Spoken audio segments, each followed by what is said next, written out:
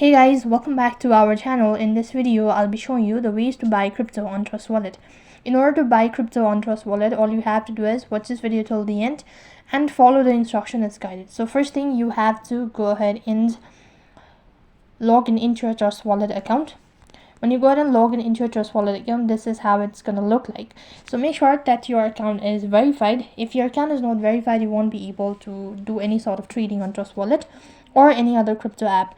So here, go ahead and select the crypto that you wish to buy. So I'm gonna go with Bitcoin. And when you locate the following crypto, then you can go through the information and all that and click the buy button in the top right hand side.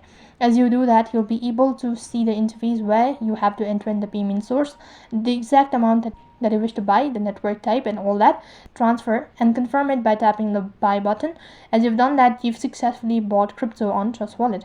So that is how you can buy crypto on Trust Wallet. That is all for this video. I hope the video was helpful. Make sure to like, share and subscribe to our channel. Thank you for watching. See you in the next video.